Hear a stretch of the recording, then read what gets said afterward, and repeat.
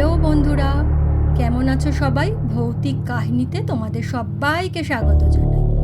ভৌতিক কাহিনীতে আজকে থাকছে একটা সত্যিকারের ঘটনা। ঘটনাটা চেন্নাই শহরের ঘটনা। আজ থেকে বেশি না, ওই 5 থেকে 6 বছর আগে এই ঘটনাটা আমার এক বান্ধবীর সাথে ঘটেছিল। বান্ধবী তার রিয়েল লাইফ এক্সপিরিয়েন্স আমার সাথে শেয়ার করেছে। বান্ধবীর নাম পূজা। আমি আজকে পূজার ঘটনা বলতে চলেছি। বান্ধবী জীবনে কি দুর্বিষহ দিন নেমে এসেছিল চেন্নাইতে জব করতে গিয়ে, আজকে তোমাদের সাথে সেটাই শেয়ার করব। তার আগে সবাইকে অসংখ্য ধন্যবাদ যারা চ্যানেলটাকে সাবস্ক্রাইব করেছো, আর যারা এখনও সাবস্ক্রাইব করে ওঠোনি তাদেরকে বলবো প্লিজ চ্যানেলটা সাবস্ক্রাইব করে আমাদের পাশে থেকো, আর পাশের বেল আইকনটা অবশ্যই প্রেস করো, আর পারলে একটা করে কমেন্ট করো যে তোমাদের ঘটনাগুলো কেমন লাগছে। তা চলো সরাসরি ঘটনা চলে যাই। আজ থেকে 5 বছর আগে আমার বান্ধবী পূজা ও চেন্নাইতে একটা জব পায়। তো ও যখন চেন্নাই পৌঁছালো তখন ওই মোটামুটি রাত্রের ট্রেনেও পৌঁছেছে। স্টেশনে নেবে ও একটা অটো ধরেছে, যে রাতটা ও হোটেলে, একটা হোটেল ওর আগে থেকেই বুক করা ছিল, সেই হোটেলে ও উঠবে, ওখানে থেকে কদিন জব করবে, তারপরে থাকতে থাকতে ও একটা ভাড়া রেন্টে ও ঘর খুঁজে নেবে, সেই রকমই ওর প্ল্যান ছিল। তো ও অটোওয়ালাকে হোটেলের ঠিকানা বলে, সেখানে অটোওয়ালা ওকে নিয়ে যায়। কিন্তু ঘটনাটা ঘটেছে কোনো রকমের কোনো অসুবিধা, নামের প্রবলেম বা কিছুর প্রবলেমের জন্য ওর যে হোটেলে বুকিং ছিল সেই হোটেলটা ওর বুকিংটাও পায়নি, সে রুমটা অন্য কাউকে দিয়ে দেওয়া হয়েছে। এটা উভয় পক্ষেরই কিছু প্রবলেম, হয়তো আমার বান্ধবীর দিক থেকে বা হোটেলের কর্তৃপক্ষের দিক থেকে কোনো সমস্যার জন্য, উভয় পক্ষেরই একটা মিসআন্ডারস্ট্যান্ডিংয়ের জন্য ওর রুমটা অন্য কাউকে দিয়ে দেওয়া হয়। তখন হোটেল কর্তৃপক্ষ বলল, ম্যাডাম আপনি চিন্তা করবেন না, আমাদের আরও একটা হোটেল আছে এখান থেকে আরেকটু দূরে, আমি অটোওয়ালাকে অ্যাড্রেস বলে দিচ্ছি, ওখানে আপনি রুম পেয়ে যাবেন। তো বলল যে এখন নতুন শহরে গেছে, কিছু তো করার নেই, ও সেই হোটেলেই যায়, অটোওয়ালা ওকে নামিয়ে দেয়। তবে অটোওয়ালা যখন সেই হোটেলের নামটা শুনলো, অটোওয়ালার মুখে একটা কীরকম ভয়ের ছাপ দেখতে পেল। ও কিছু বুঝে উঠতে পারলো না, কারণ ওর তখন মাথাতে অত কিছু চলছিল না। ও জানে তাড়াতাড়ি রাত্রে গিয়ে রেস্ট করব, পরের দিন জয়েনিং আছে। কিন্তু অটোওয়ালা বলল যে ম্যাডাম সাবধানে থাকবেন, এই বলে অটোওয়ালা কিন্তু ওকে হোটেলের সামনে নামিয়ে দিয়ে চলে গেল। তখনই ওর মনটা কিরকম হঠাৎ খটকা দিয়ে উঠল। তো হোটেলের গেছে, ও বলে দিয়েছিল সেই হোটেল থেকে ওর কোনো প্রবলেম হয়নি, সেই হোটেলে অনেক রুম ফাঁকাই ছিল। ও 3rd ফ্লোরে একটা রুম পায়, রুম নাম্বার 30। এবার ও যখন রাত্রে ও ফ্রেশ হয়ে শুয়েছে, ও ঘুমের মধ্যে বারবার শুনতে পাচ্ছে যে ওর রুমের টয়লেটের গেটটা কেউ বারবার খুলছে বন্ধ করছে, মনে হচ্ছে কেউ ঢুকছে বেরোচ্ছে। ও কিছু বুঝে ওঠার আগেই আবার সব কিছু নিস্তব্ধ, ও আবার পাশ ফিরে শুয়ে পড়েছে। আবার মনে হচ্ছে কিছুক্ষণ পর টয়লেটের গেটটা খুলছে বন্ধ হচ্ছে। তো এরকম বারবার হওয়াতে ওর খুব বিরক্ত লেগেছে। ও যখন উঠে টয়লেটের কাছে গিয়ে দেখে, ও দেখছে টয়লেটের ওপরে একটা জানালা, জানালার ওপরে একটা কি যেন বসে আছে। ও ভাবছে জানালার ওপরে কে বসে থাকবে, এত রাত্রেবেলা 3 তলার উপরে জানালা, কে বসে থাকবে? যেহেতু টয়লেটটা অন্ধকার, ঘরেও ডিম লাইট জ্বলছে, ও তো তখন অন্ধকারে ঠিক মতো বুঝতে পারেনি, ও শুধু দরজা খোলা বন্ধর আওয়াজেও বারবার করে বিরক্ত হচ্ছিল বলে উঠে দেখতে গেছে, লাইটটা বন্ধ, কিন্তু আশেপাশের আলোতে টয়লেটের ওপরে জানালাটায় মনে হচ্ছে কেউ একটা বসে আছে। এবার যখন ও লাইটটা জ্বালিয়েছে তখন দেখছে যে না, কিছু নেই। ও গিয়ে আবার শুয়ে পড়ছে। আবার কিছুক্ষণ পর ওই রকম টয়লেটের গেটটা খুলছে বন্ধ হচ্ছে, খুলছে বন্ধ হচ্ছে। এবারও খুব বিরক্ত হয়েছে।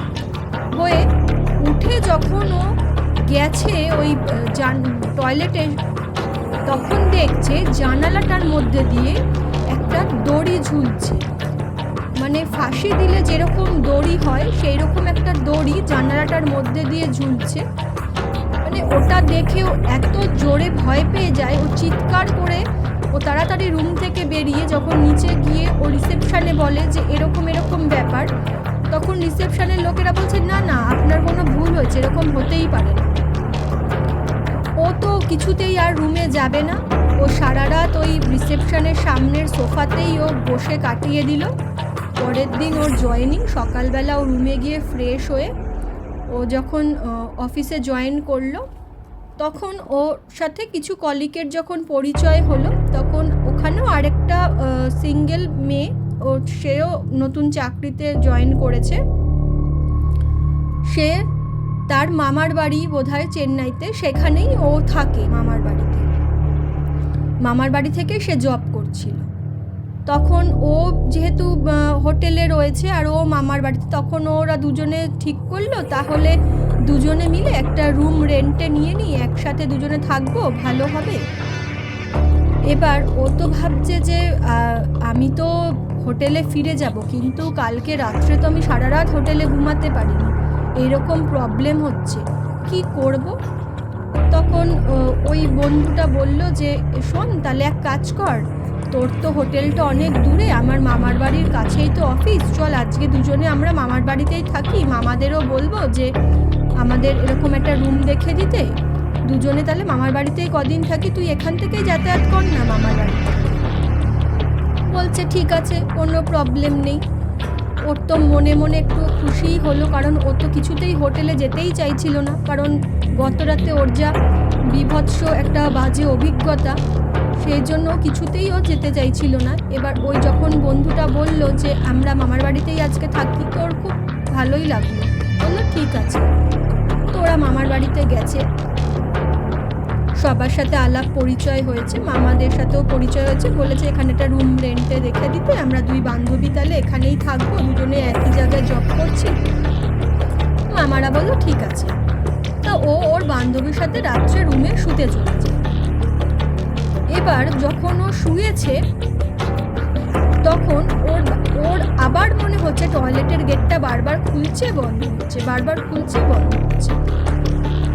এবার ও ভাবছে যে আমার তাহলে মনেরই ভুল, হোটেলে তো আমি একা ছিলাম, তার জন্য এরকম মনে হচ্ছিল, কিন্তু এখানে তো আমি বান্ধবীর মামার বাড়িতে এসেছি, আর পাশে আমার বান্ধবীও শুয়ে আছে, তাহলে বোধহয় এরকম কিছু। এরকম কিছুক্ষণ পরও বারবারই এরকম হওয়াতে ও যখন উঠে বসেছে, দেখছে ওর বান্ধবীও উঠে বসে আছে। এবার দুজনেই যখন দুজনের চোখাচোখি হয়েছে, তখন দুজনেই দেখছে যে একটা কালো রঙের শ্যাডো বারবার করে টয়লেটে ঢুকছে বেরোচ্ছে, টয়লেটে ঢুকছে বেরোচ্ছে। ওরা দুই বান্ধবী দুজনের হাত চেপে ধরে, মানে ভয়ের চোটে ওরা কাউকে ডাকতে পারছে না, এত বীভৎস ভয় পেয়ে গেছে। মামার বাড়িতে ওরা বহু পুরনো বাসিন্দা ওখানকার, ও ছোট থেকে অনেকবার মামার বাড়ি গেছে, থেকেছে, কোনোরকম এরকম এক্সপিরিয়েন্স হয়নি, কিন্তু ও ভয়ে বলতেও পারছে না যে আগের দিন ওর যে হোটেলে ছিল সেই হোটেলে এই রকম কাণ্ডটাই ঘটছিল ওর সাথে, যে কেউ ঢুকছিল কেউ বেরোচ্ছিল টয়লেটের থেকে। আজকে ওরা স্পষ্ট দেখতে পেল একটা কালো ছায়া টয়লেটের ভিতরে ঢুকছে বেরোচ্ছে, ওরা দুজনেই দেখছে। একজন দেখলে বুঝতে পারতো যে হ্যালুসিনেশন বা কোনো রকম প্রবলেম, কিন্তু দুজনেই সেম জিনিস দেখছে। তো ওরা তো কী আর করবে, দুজনের হাত চেপে ধরে সারা রাত তো ওইভাবে বসেই কাটিয়ে দিল। এবার পরের দিন আবার ওদের অফিসে গেছে। তখন অফিসে গিয়ে যখন ওরা দুজনে এই ব্যাপারটা নিয়ে আলোচনা করছে যে ব্যাপারটা কি হলো বলতো, এরকম কি দেখতে পেলাম কালকে সারা রাত, তখন ও ব্যাপারটা বলল যে অ্যাকচুয়ালি আমি আগের দিন হোটেলে রাত্রে ছিলাম, এই হোটেলের নাম এই রুম নাম্বার 13-এ ছিলাম, সেখানেও আমার সাথে কিন্তু এই রকমই ঘটনা ঘটছিল। বারবার মনে হচ্ছে টয়লেটে কেউ ঢুকছে বেরোচ্ছে। আর আমি যখন টয়লেটে গিয়ে দেখলাম তখন মনে হলো জানলার ওপরে কেউ বসে আছে। পরে যখন আবার গিয়ে দেখছি তখন দেখছি এরকম একটা দড়ি ঝুলছে, গলায় মনে হচ্ছে কেউ ফাঁসি দিয়েছে সেই রকম দড়ি জানলা থেকে ঝুলছে। নিচে যখন আমি গিয়ে কর্তৃপক্ষকে বললাম, জানালাম রিসেপশনে, তারা বললো যে না এরকম হতেই পারে না। এবার দুজনে আলোচনা করছে যে কি ব্যাপার হলো বলতো, মামাদের কি বলবো এই ঘটনাটা, কি করা যায়। তখন বলছে ঠিক আছে দাঁড়া আর 1-2 দিন দেখি, তারপরে মামাদের বলিস। তাহলে এক কাজ কর, তুই আর তাহলে ওই হোটেলে ফিরে যাস না, বরঞ্চ চল আমরা অফিস ছুটির পরে তোর কিছু জামা কাপড় নিয়ে আসি ওখান থেকে, এখানে মামার বাড়ি থেকেই তুই কাজ কর, না হলে হোটেলের রুমটা ছেড়েই দে। ও ভাবছে যে তাহলে ঠিক আছে, কি করব, নতুন জায়গায় হঠাৎ করে এসে একদিনের পরিচয়ে মামার বাড়িতে উঠেছি, আবার তারপরেই সমস্ত মালপত্র নিয়ে উঠবো। ও একটা মনে মনে দ্বিধাবোধ করছে। ও বলছে না থাক, জামা কাপড় কটা নিয়ে যাই, সব কিছু নেবো না, হোটেলের রুমটা আছে থাক আটকানো, আমার তো এখানে অ্যাডভান্স 3 দিন 4 দিনের দেওয়াই আছে, অসুবিধা হবে না। তো সেদিন রাত্রেবেলা ওরা আবার কিছু জামা কাপড় ওর নিয়ে ওখানে মামার বাড়িতে রাত্রেবেলা শুতে গেছে। এবারে যখন ওরা ঘুমিয়েছে তখন কিছুক্ষণ পর একটা কান্নার আওয়াজ আসছে, মনে হচ্ছে কেউ যেন ফুপিয়ে ফুপিয়ে কাঁদছে। এবার দুজনেরই ঘুম ভেঙে গেছে, দুজন দুজনের দিকেই মুখ করেছিল। এবার ও চোখ খুলেছে, দুজনের দিকে তাকিয়েছে। ওরা কিন্তু শুনতে পারছে যে কেউ মনে হচ্ছে কাঁদছে, আর কাঁদছে ঠিক ওই বাথরুমের দিক থেকেই কান্নার আওয়াজটা আসছে। এবার দুজনে কি করবে কিছু বুঝে উঠতে না পেরে যখন ওরা আস্তে আস্তে দেখছে কান্নার আওয়াজটা বেশি গভীরভাবে শুনতে পারছে, তখন যখন ওরা উঠে বসেছে তখন স্পষ্ট দেখতে পাচ্ছে পাখার ওপর থেকে একটা মেয়ে গলায় দড়ি দিয়ে ঝুলছে। পুরো আগের দিন যেই কালো ছায়াটা দেখেছিল সেই রকমই কালো একটা ছায়া গলায় দড়ি দিয়ে ঝুলছে ওদের ঠিক পাখার থেকে। সিচুয়েশনটা মানে বন্ধুরা তোমরা চিন্তা করে দেখো, দুটো মেয়ে ঘরে ঘুমোচ্ছে, তারা যখন ঘুম থেকে কান্নার আওয়াজে উঠে বসে দেখছে, পাখাটার দিকে তাকিয়ে দেখছে পাখার থেকে কেউ গলায় দড়ি দিয়ে ঝুলছে, মানে ব্যাপারটা কতটা ভয়ঙ্কর ভেবেই আমার গায়ে কাটা দিয়ে উঠছে। আমার বান্ধবী কি ফেস করেছিল সেই সময়। তো যাই হোক, রাত্রেবেলা তো ওরা ওই দেখে দুজনে চিৎকার করে রুম থেকে বেরিয়ে গেছে। এবার যখনই ওরা চিৎকার করেছে দুই বান্ধবী মিলে, তখন তো সবাই ঘরের বড়রা লাইট টাইট জ্বালিয়ে দিয়ে যখন ওরা জিজ্ঞাসা করেছে কি হলো ব্যাপারটা, তখন ওরা পুরো ব্যাপারটা বলল। তখন ওই আমার বান্ধবী যে পূজা, ও বললো যে এরকম আমি ওই হোটেলে ছিলাম, হোটেলেও এরকম আমি গলায় দড়ি দিয়ে এরকম গলার দড়ি দেখতে পেয়েছি, আগের দিন রাত্রে এরকম বাথরুমে ঢুকছিল বেরোচ্ছিল ডিস্টার্ব করছিল, আপনাদের কিছু বলিনি, আজকে আমরা এরকম দেখলাম যে গলায় দড়ি দিয়ে পুরো ঝুলছে পাখার থেকে, দুইজনেই আমরা দেখেছি, একজন না দুজনেই আমরা দেখেছি। তো ওরা তো মামারা তো শুনলো, মামিরা শুনলো, খুব ভয় পেয়ে গিয়ে গেছে ওরা। যাই হোক, ওদের কুলো দেবতা যা ছিল সেসব ফুল টুল দিয়ে ওদের মাথার কাছে দিয়ে বললো ঠিক আছে রাত্রে বড় লাইট জ্বালিয়েই তোমরা দুজনে ঘুমাও, পরের দিনকে দেখছি কি করা যায়। এবার পরের দিন আবার যথারীতি সকালে তো অফিস, দুজনেই অফিসে চলে গেছে।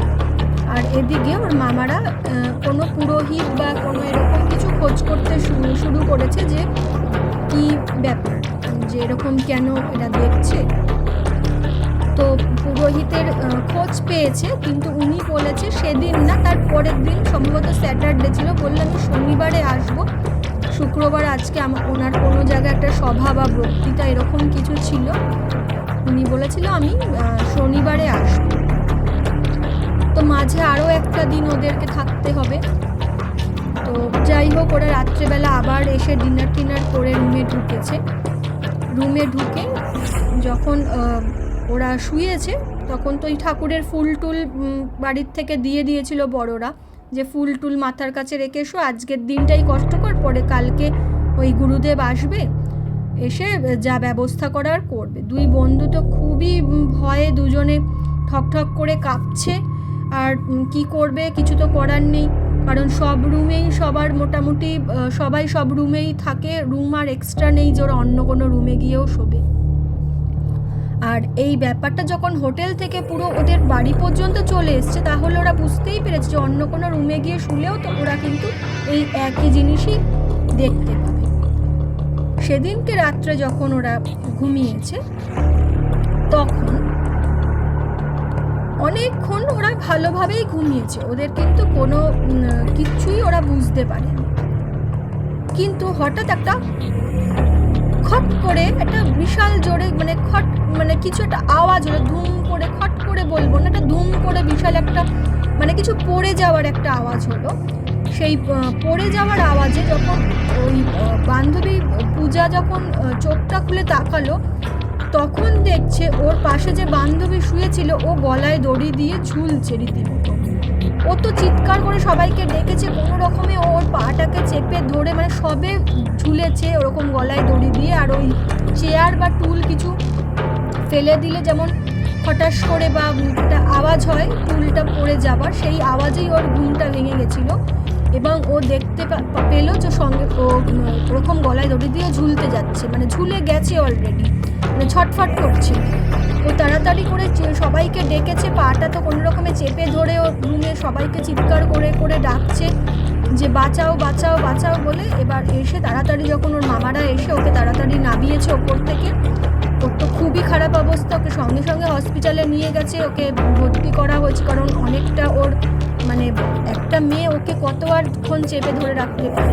তবু খুব তাড়াতাড়ি দেখে নিয়েছিল বলে জিনিসটা ও তার আগেই ওকে ওপর থেকে নামিয়ে দেওয়া হয়েছিল এবং হসপিটালে ভর্তি করেছে।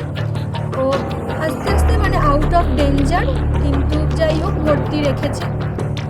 এবার রাতটা তো ওদের এইভাবেই কেটে গেল, সবাই তো খুব ভয়। এবার এই পূজা বান্ধবীর ওপরে এবার সবাই ওর মামারা খুব ক্ষেপে গেছে আর খুব রাগারাগি করছে, হ্যাঁ তোমার জন্যই আমার ভাগ্নির আজকে এই অবস্থা, তুমি কোন হোটেলে ছিলে, কী ছিলে, কোথা থেকে কী নিয়ে এসছো, আমাদের সাথে তোমরা আমাদের এই এত ভালো বাড়িতে তুমি কি নিয়ে ঢুকিয়েছো, আজকে আমার ভাগ্নির এই পরিণতি তোমার জন্য, বলে ওকে সবাই মিলে খুব বকাবকি করতে থাকে। ও বেচারি কি করবে, ও তো বাবা মা ছেড়ে অনেকটা দূর দেশে গেছে, ও তো ঝরঝর করে কাঁদছে, ও কি করে মাথা নিচু করে দাঁড়িয়ে আছে। যাই হোক, ওনাদেরও কোনো দোষ বলবো না এখানে, কারণ ওনাদের ভাগ্নির সাথে এরকম একটা ঘটনা ঘটেছে, ওনারাও কিছু করার নেই, অপারক। কিন্তু এই মেয়েটির তো কোনো দোষ নেই, আমার বান্ধবী পূজারও তো কোনো দোষ ছিল না, ওই বা কী করবে। তো যাই হোক, অনেক বকাবকির পরে ওরাও দেখছে যে না, বাচ্চা মেয়েটা ও তো একা এখানে। যাই হোক, ওনারা পরে মাথা ঠান্ডা করে ওকে আবার নিয়ে যায় বাড়িতে। নিয়ে গিয়ে যখন পুরোহিত মশাই আসেন, সমস্ত কিছু দেখা টেখা করে দেখলো, ঘরে বসলো, ওই আমার বান্ধবী পূজাকে দেখলো। তখন পুরোহিত মশাই বলল যে ও যেই হোটেলে ছিল ওই রুম নাম্বার 13-এ, সেখানে কোনো মেয়ে সুইসাইড করেছিল গলায় দড়ি দিয়ে, আর সে সুইসাইডটা করেছিল ঠিক বাথরুমেই, যে জানলাটায় ও দড়িটা দেখতে পেয়েছিল সে জানলাটায়। ও এরকম অল্প বয়সী, এদের বয়সী ছিল, ও কোনো জবের জন্যই এই হোটেলে এসেছিল থাকার জন্য, কিন্তু কোনো কারণে হয়তো ও সুইসাইড করেছে। এবার যেহেতু বয়সটা ওরকম সিমিলার, অল্প বয়সী, তাই ওর সাথে ওই ওর বন্ধু বলুন বা যাই বলুন মনে করে ওর সাথে চলে এসছে। ওকে ওর প্রবলেমটা জানানোর জন্য ও অ্যাকচুয়ালি হার্ম করতে চাইছে না, প্রবলেমটা ওর সাথে কি হয়েছে বা ওর যেহেতু ওর আত্মা মুক্তি পায়নি, সেই জন্য ও প্রবলেমটা বলার জন্য ওর সাথে চলে এসছে। ওরা ওকে ভয় দেখাচ্ছে বা ওকে বলার চেষ্টা করছে, কিন্তু এরা কোনো কিছু বুঝে উঠতে পারছে না, কমিউনিকেট করতে পারছে না ওর সাথে। সেই জন্য আজকে আপনার ভাগ্নির এই পরিণতি। তো ঠিক আছে, আমি এখানে একটা হোমযজ্ঞ করছি, ওর আত্মার মুক্তি কামনা করছি। কী কারণে ও মৃত্যু হয়েছিল সেটা জানতে পারলে আমাদের অনেকটা সুবিধা হবে এই ওকে মুক্তি দেওয়ার জন্য। আপনারা কোনো চিন্তা করবেন না, আমি দেখছি কী করা যায়। তো যাই হোক, এই বলে পুরোহিত মশাই হোমযজ্ঞ শুরু করলো। হোমযজ্ঞ হলো, টানা 3 দিন পুরোহিত মশাই হোমযজ্ঞ করেছিল। আর ওইদিকে ওই বান্ধবী তো আরেকজন হসপিটালে ভর্তি, ওকে হসপিটালে গিয়েই তাবিজ হাতে পরিয়ে দিল, একেও বেঁধে দিল, ওদের বাড়ি পুরো বেঁধে দিল। ওকে বলল, আগে তুমি তোমার সমস্ত জামা কাপড় ওখান থেকে নিয়ে আসো, ওই রুম ছেড়ে দাও, না হলেও তো তোমার সাথে বাধা পড়ে গেছে, ওইখানে আগে তুমি ওই রুমটা ছেড়ে দাও, দিয়ে নিয়ে আসো, তোমার সব জিনিসপত্র আমি আগে শুদ্ধ করে তারপরে আমি যজ্ঞতে বসে জানতে পারবো যে কি হয়েছিল ওর সাথে। তখন উনি পূজা গিয়ে ওর হোটেলে চেক আউট করে সমস্ত কিছু নিয়ে আসে। পুরোহিত মশাই 3 দিন ব্যাপী যজ্ঞ করার পরে আলটিমেট যা জানতে পারে যে যেহেতু অ্যাকচুয়ালি এটা কর্পোরেট জগতে অনেক কিছু বুলি করে মানুষ, ওখানে ওকে ওরকমই কোনো কারণে ও বুলি শিকার হয়েছিল এবং অন্যান্য কলিগরা ওকে অনেক রকমের মানে যাতে একটা মানে বাংলা থেকে একটা মেয়ে চেন্নাইতে গেছে, ওকে অনেক প্রেশারাইজড হতে হয়েছিল কাজের ক্ষেত্রে। সেই প্রেশার ও না নিতে পেরে ও ওই রকম সুইসাইড করেছিল ওই হোটেল রুমে। আর ওরাও এই কোম্পানিতেই, ও যেই কোম্পানিতে ওই মেয়েটা চাকরি করতো, ওরাও আনফর্চুনেটলি ওই কোম্পানিতেই ওরা জয়েন করেছে। সেই জন্যই ওর সাথে ওই স্পিরিটটা জুড়ে গেছে এবং ও যেখানে যাচ্ছে সেখানে চলে এসছে। ও ক্ষতি করতে চায়নি, কিন্তু জানান দিতে চেয়েছিল, কিন্তু যখন ওর জানানে ওরা বুঝতে পারছে না যে ব্যাপারটা কি, তখন কিন্তু ও ওই বান্ধবীরও এই গলায় দড়ি দিয়ে ওকেও মারতে চেয়েছিল। তো যাই হোক, পুরোহিত মশাই অনেক যজ্ঞ করার পরে আলটিমেট ওকে মুক্তি দেয়, ও আত্মা ওকে ছেড়ে চলে যায় এবং ওরা আবার নতুন করে একটা পরে রুম নিয়েছিল। সেই রুমে 2 বান্ধবী পূজা ওখানে চেন্নাইতে প্রায় মানে 5 বছর এখনো পর্যন্ত চেন্নাইতেই রয়েছে পূজা, সেখানেই চাকরি করছে, ওই কোম্পানিতেই রয়েছে। আর সাথে ওই বান্ধবী দুজনে এখনো পর্যন্ত একই কোম্পানিতে জব করছে, আর ওদের সাথে ভবিষ্যতে কোনো প্রবলেম হয়নি। কিন্তু এইরকম একটা ভয়ঙ্কর পরিণতি ওদের সাথে কিন্তু ঘটেছিল ও যখন 5 বছর আগে চেন্নাইতে জবে গেছিল। তো ওর এই এক্সপিরিয়েন্সটা ও আমার সাথে শেয়ার করেছে, আমি তোমাদের সাথে শেয়ার করলাম। তোমরা জানিও কেমন লাগলো তোমাদের ঘটনাটা। একটা সত্যিকারের ঘটনা আজকে তোমাদের সাথে শেয়ার করলাম। তো আজকে এই পর্যন্ত, চলো টাটা।